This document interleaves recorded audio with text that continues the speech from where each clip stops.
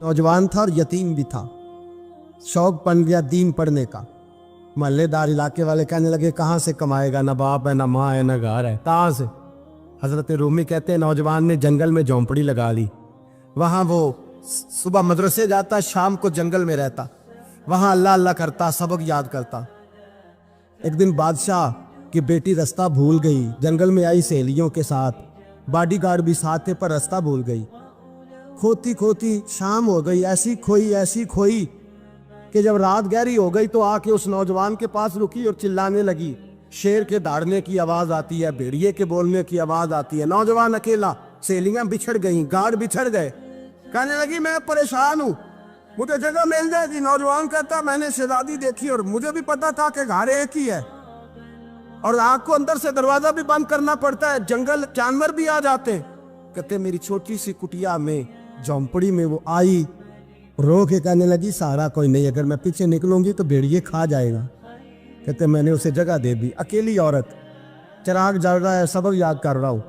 मेरे नबी पाक ने फरमाया जहाँ मर्द औरत अकेले हो तीसरा शैतान होता है। और शहजादी, वो बच्चा कहता है सबक याद करता रहा सारी रात। वो बच्ची को कहा सो जा, पर वो कहती है नींद मुझे भी कहाँ आई। ऐसे मौक़ों पर नींद, सारी रात सबक याद करता। थोड़ी थोड़ी देर के बाद चिराग जलता तो उस पर उंगली रखता, हाथ जलता तो पीछे खींच ले, फिर दूसरी उंगली रखता, थोड़ी देर के बाद जलता तो खींच ले, हाथ सारा जल गया। सुबह किरणें चमकी तो कहने लगा चल निकल जा, दौड़ जा, बस बड़ा सब्र का इम्तिहान हो गया, चली जा। शहजादी बाहर निकली, सिपाही ढूंढ रहे थे। बादशाह खुद जंगल में निकला हुआ था, मेरी बेटी मिल गई। बादशाह तन्हाई में जाके कहने लगा बेटा मैं दुनिया को बताऊंगा कि मेरी बेटी खोई नहीं थी, सिपाही साथ ही थे। ये बड़ा मुश्किल होता है, बेटी तो भूल के भी रात कहीं रह पड़े तो लोग जीने नहीं देते, तो बेटा मुश्किल हो जाएगा मेरे लिए। कहाँ थी? उसने कहा नेक नौजवान के पास। उसने कहा बेटा मैं तो तेरी बात मानूंगा पर दुनिया नहीं मानेगी। अगर उस नौजवान ने किसी को बता दिया कि तू उसके पास थी तो फिर लोग मेरा जीना मुहाल कर देंगे। बेटा मैं मर जाऊंगा, मेरी मजबूरी ये है कि वो कहीं राज ना उगल दे वो नौजवान, उसे कत्ल करना पड़ेगा। औरत ने मिन्नतें की, उस बेटी ने कहा मेरे मौसम को मारोगे, रोई। और वो कहने लगा मैं बादशाह, वो मेरा अपना विकार है, मैं उसको छोड़ नहीं सकता। गिरफ्तार कर लाए सिपाही। वक़्त तय हो गया सजा का। अकेले कारकोशरी में रखा गया, जो उसके खास एतबार वाले थे उनकी ड्यूटी लगाई। बादशाह ने बुलाया, पहले बिलम आया। औरत कहने लगी, बेटी कहने लगी एक दफा तो बुलाओ ना, एक सवाल बस पर्दे में रह के पूछना है और फिर जो आपका जी चाहे। मेरे मौसम को मारना तो है, तो मर्जी आपकी। सामने खड़ा किया, नौजवान पर्दे के पीछे, औरत खड़ी हो गई। बादशाह बीच बैठ गया।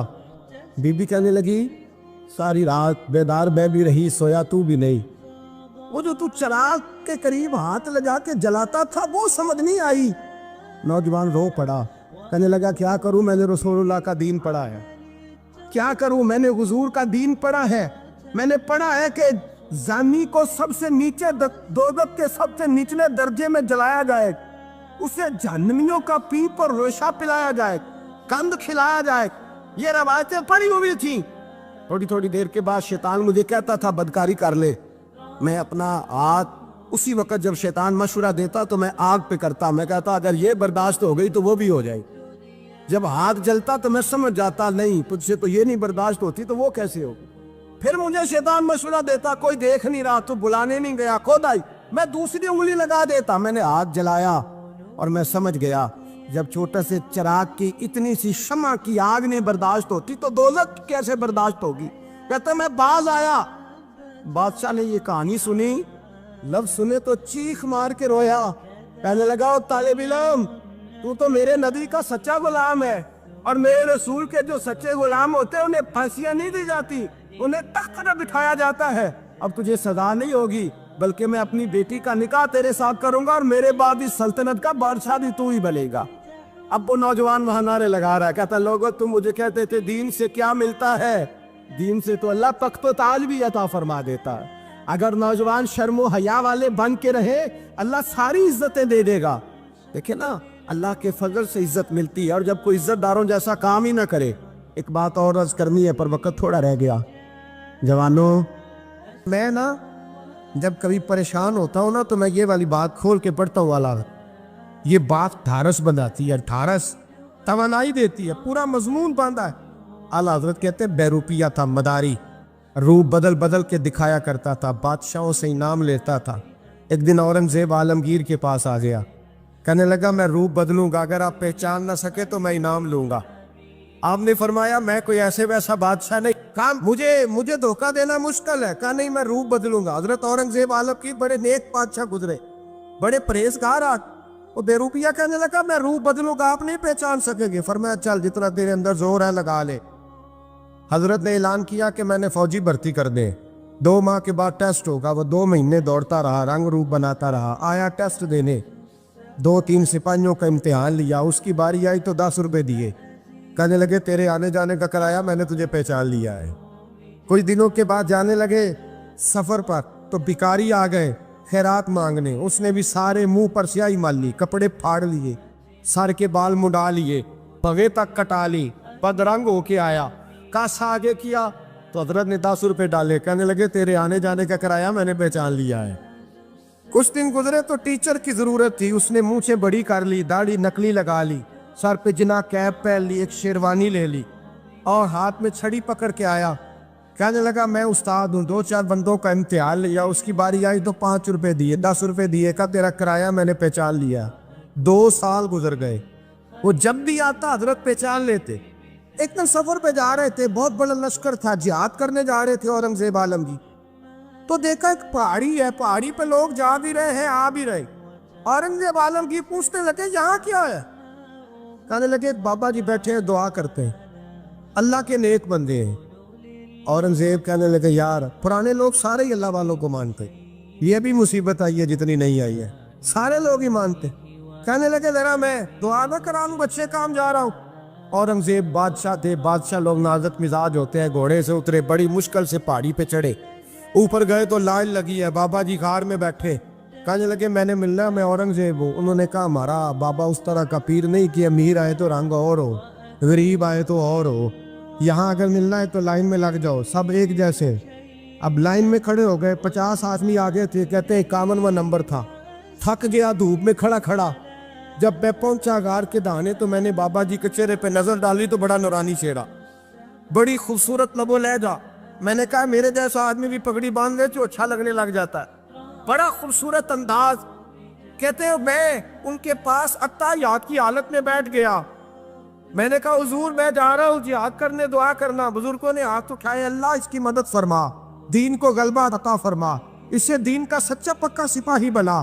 پھر تھپکی دی, 2-4 نصیحتیں نکال ڈالی. دیکھنا ظلم نہ کرنا, زیادتی نہ کرنا, جب تم جیت کر نہ کرنا, غرور نہ کرنا, نصیحتیں بھی کر دی. کہتے ہیں اب جب میں اٹھا تو 2-4 دینار بطور نذرانہ مسلح کے نیچے رکھے, اور الٹے قدم جب میں غار سے اترا انہوں نے رومال جھاڑا اور اٹھ کے کھڑے ہو گئے. کہنے لگے آج نہیں تو نے پہچانا, آج نہیں تو نے پہچانا, میرا انعام بنتا ہے, آج نہیں پہچانا, لا پیسے. اورنگزیب کہنے لگا یار تو نے حد کر دی, کہاں چڑھا کہاں کھڑا رہا, دھوپ میں تھک گیا, کمال کر دی بھائی تو نے. بتا تو کیا لے گا, اب تو جلدی بتا, وہ کتنے لوگ پیچھے دھوپ میں کھڑے ہیں, لشکر سارا کھڑا ہے, کیا لے گا؟ اس نے کہا سب سے قیمتی ہیرے وہ ہے جو تیرے سر کے تاج میں لگے ہوئے, مجھے تیرا تاج چاہیے. او بھائیو سننا اور یاد رکھنا, میرے اعلیٰ حضرت کہتے ہیں بادشاہ نے سر کے اوپر سے تاج اتارا, بہروپیے کے قدموں میں رکھا اور کہنے لگے یہ لے, اور یہ تو تیرا مانگنے پر میں نے دیا ہے نا, میں واپس آتا ہوں تو آنا میں اپنی مرضی سے بھی تجھے دوں گا. تو نے اورنگزیب جیسے بندے کو دھوکہ دیا, آنا میں اس وقت بھی دوں گا. وہ دے کر بس بات ختم ہو گئی, حق ہو گئی. دے کر کہتے ہیں جب میں پلٹا نا واپس, بہروپیے نے آواز دی بادشاہ ٹھہر جا. تو میں نے پلٹ کے دیکھا تو کہنے لگے یہ اپنا تاج لے جا, اٹھا اور لے جا. میں نے کہا 2 سال بیت گئے تجھے محنت کرتے, آج قابو آیا تو لے جاؤ. کہنے لگا لے جا, مسئلہ سمجھ میں آ گیا. میں نے کہا مجھے بھی تو سمجھانا. کہتے ہیں وہ پھوٹ پھوٹ کے رویا, اس کی آنکھیں برس پڑی, سیلاب کی طرح آنسو بہہ نکلے, تڑپا اور رو کے کہنے لگا بادشاہ میں نے جھوٹ موٹ رسول اللہ کی غلامی اختیار کی تھی, جھوٹ موٹ کی داڑھی, جھوٹ موٹ کی پگڑی, جھوٹ موٹ کا فقر, میں نے جھوٹ موٹ نبی پاک کا لباس پہنا ہے, تو تیرے جیسے بادشاہوں کے تاج میرے قدموں میں آ گئے ہیں. अगर मैं सचमुच रसूलुल्लाह का गुलाम बनूंगा तो अल्लाह क्या कुछ अता फरमाए, अल्लाह कितनी नेमतों से नवाजे। मेरे आला क्या फरमाते हैं, आला हज़रत फरमाते हैं फरिश्ते भी करते हैं ताज़ीम मेरी। कौन जी? अल्लाह। ऐसा अकीदा भी कम मिलेगा जो बरेली के इमाम का अकीदा है, ऐसा भी कम। कहते हैं फरिश्ते भी करते हैं ताज़ीम मेरी। क्यों? फरमाने लगे फिदा हो के उन पर ये इज्जत मिली। बगदाद के एक दरवेश आलिम थे, तो वो जब भी नमाज पढ़ाते ना तो किसी ताजर की 2 बीवियों के बारे में दुआ मांगते। तवज्जो है मेरी बात पर? नमाज पढ़ाते तो कहते अल्लाह उस ताजर की 2 बीवियों को अपनी खास रहमतें अता फरमा। एक दिन लोग उनके गिर्द इकट्ठे हो गए, कहने लगे बाबा जी बताएं तो सही वो बीवियां कौन थी जिनके लिए आप दुआ मांगते? तो फरमाने लगे मेरे शहर का एक ताजर था, बहुत बड़ा ताजर था, मालदार था पर बे औलाद था। उसे बगदाद से मुल्क के शाम जाना पड़ता था तिजारत करने, और कई कई महीने उसे शाम के मुल्क में रहना पड़ता था। उसने इस तरह किया कि वहां भी एक शादी कर ली। तो जो है ना मेरी बात पर, क्या कर लिया उसने? दूसरी शादी करना मर्द के लिए जायज़ है, तीसरी करना भी, चौथी करना भी भैया के वक्त, मगर अगर इंसाफ कर सके तो। अगर चारों में हम ना आधा मसला सुनते हैं और आधा ही बयान करते हैं, अगर इंसाफ ना कर सके फिर उसके लिए 4 जायज़, फिर वो एक ही रखेगा। तो अजीज दोस्त, दूसरा निकाह कर लिया, शादी हो गई। अब वो वहाँ कुछ ज़्यादा वक्त गुजारने लगा, मालदार आदमी था, बीवी को मकान भी लेके दे दिया। अब वो देर से आता वापिस, और जब आता भी तो उसके वो वाले अंदाज ना होते जो पहले हुआ करते थे। अब बीवी से बड़ा जासूस भी कोई नहीं होता, उसको तो पहले पता चल जाता है कि माजरा क्या है, उसे बड़ी खबर होती है। तो उसने महसूस कर लिया कि बदले बदले से मेरी सरकार नज़र आते। वो कहने लगी अब के जब आता जाता है तो इसके हालात कुछ बदले बदले से हैं, माहौल कुछ और है। उसने एक बूढ़ा आदमी जो उसका अजीज भी था और समझदार भी था, उसको तैयार किया। कहने लगी अब के जब मुल्क के शाम जाए ना तो इसका पीछा करना और ख़बर करना कि कहाँ रहता है, कहाँ जाता है, क्या करता है। वो बूढ़े बुजुर्ग जो थे वो खातून के कहने पर कुछ उसने किराया भी दिया। वो उस ताजर के पीछे गए और वापस आके खबर दी। कहने लगे कि ये तो 2-3 साल बीत गए, इसने वहाँ भी शादी की हुई है, तुझे बताया ही नहीं। बीवी बड़ी समझदार थी, हौसला मंजीरत, उसने शोर नहीं मचाया। उसने कहा कि मैं ना अब जब आएगा ना तो तरीके से बात करूंगी और पूछूंगी कि ऐसा क्यों किया। और ये भी उसने आके बताया कि अगर तेरे साथ निकाह के बाद उसे औलाद नहीं मिली तो औलाद वहाँ भी कोई नहीं, कि मुकम्मल तफसीलात। अब जब इस दफ़ा खामंद आया तो आते ही वो बीमार हो गया, कमज़ोर होने लगा। अब खातून ने मुनासिब नहीं समझा कि आते ही धड़ाम से मैं उसके सर पर ये ठोड़ दूँ कि तूने निकाह किया हुआ है और मुझे बताया नहीं। वो जरा तसल्ली में रही, कुछ वो बीमार था, हौसला रखा, खिदमत करती रही। कुछ दिन गुजरे तो वो ताजर इंतकाल कर गया, फौत हो गया। अब राज खुल न सका, इद्दत गुजारी, और जब सारा माल जमा किया ना तो अशरफियों की बोरियां भर गई। सारा माल उस बीबी का, 4 बोरियों में अशरफियां, 4। यहाँ तो पेट का दोज़ख है, माज़ अल्लाह भरता ही नहीं। हाल में मजीद, हाल में मजीद। वो जो कहते थे ना कि बस बाहर चला जाऊं और बाहर मैं कुछ थोड़े से पैसे कमा के 2-3 साल में लौट आऊँगा, फिर यहाँ आके कोई कारोबार करूँगा, वो गए हैं तो वापस नहीं आए। वो जो कहते थे ना बस मैंने इतना सा कारोबार करना है कि मकान बन जाए, उन्होंने 4 मकान भी बना लिए हैं, लेकिन ब्रेक हल में मजीद की दौड़ है। अब 4 बोरियां उस औरत ने छुपाए रखी। कोई बंदा नहीं जानता बगदाद में कि मुल्क के शाम में ताजर की दूसरी बीवी भी है। जब वो फारिग हुई तो उसने उस बूढ़े जासूस को फिर बुलाया और 2 बोरियां ऊंट पे रखी, खुद भी साथ बैठी और मुल्क के शाम गई। अल्लाह अकबर। वो बुजुर्ग कहते हैं मैं ऐसे नहीं दुआ करता। उसको जाके कहने लगी मैं अकेली वारिस नहीं हूँ, आधे की वारिस तू भी है। मैं अकेली वारिस नहीं, ये तक़सीम विरासत है, आधी की वारिस तू भी है। तो रख अपने पैसे, मुझे पता है उसने निकाह किया था पर मुझे बताया नहीं था, तो रख अपने पैसे, मैं तुझे दे रही हूँ, आधे तेरे हैं आधे मेरे हैं। उसने नजर उठाई तो रो पड़ी, कहने लगी नहीं अब ये सारे तेरे ही हैं। اگر تو اللہ سے ڈرتی ہے تو میں بھی رب سے ڈرتی ہوں، اگر تو مصطفیٰ کریم کا کلمہ پڑھتی ہے تو میں بھی اسی نبی کی ماننے والی ہوں۔ کہا بات کیا ہے، میرا کیوں ہے سارا؟ تو وہ خاتون کہنے لگی وہ 2 سال 3 سال سے میرے ساتھ نکاح تھا، اور اس نے بتایا تھا مجھے کہ میری بیوی بھی ہے، اور میں غریب تھی تو میرے والدین کو بھی بتایا تھا کہ میری دوسری شادی ہے۔ یہ مکان اس نے مجھے لے کے دیا تھا، میرے تمام اخراجات وہ پورے کرتا تھا، نان و نفقہ کا خیال رکھتا تھا، لیکن اب کہ جب وہ آیا تو وہ بیمار تھا۔ اس نے مجھے بتایا کہ مجھے طبیب نے بتایا ہے کہ میں شدید بیمار ہوں، شاید بچ نہ سکوں۔ تو کہنے لگی وہ مجھے کئی لاکھ روپے بھی دے گیا، اور جاتے دفعہ مجھے طلاق بھی دے گیا، فارغ کر گیا۔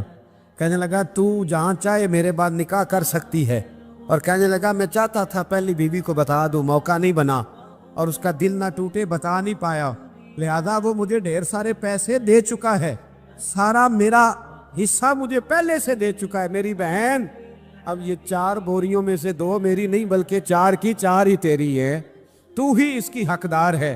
تو بزرگ کہتے ہیں مجھے بتاؤ جن کے اندر اس قسم کے تقوی کی جھلک ہو ان کے لیے ہر نماز کے بعد دعا مانگنی چاہیے کہ نہیں مانگنی چاہیے؟ حضرت عمر کے زمانے میں نا ایک نوجوان تھا، نیک تھا، مسجد جایا کرتا تھا رات کو۔ تو مسجد جا رہا تھا تو رستے میں ایک عورت نے دعوت گناہ دی، ابن عساکر نے اس کو لکھا ہے۔ تو نوجوان تھا، خواہشات تھی، کچھ طبیعت مائل ہو گئی، ابھی ادھر جا ہی رہا تھا کہ کسی نے آیت پڑھ دی والی من خاف مقام ربی جنتان، جو رب کے سامنے کھڑے ہونے سے ڈرے گا اللہ 2 جنتیں دے گا۔ واقعی ڈر گیا، وہ واقعی ڈر گیا، اتنا ڈرا کہ بے ہوش ہو کے گر پڑا۔ بیماری سے لوگ بے ہوش ہوتے ہیں، پیسے ڈوب گئے بے ہوش ہوتے ہیں، بچے کے غم میں بے ہوش ہوتے ہیں۔ سچ بتاؤ کبھی خوف خدا سے بھی بے ہوش ہوتا کوئی دیکھا ہے؟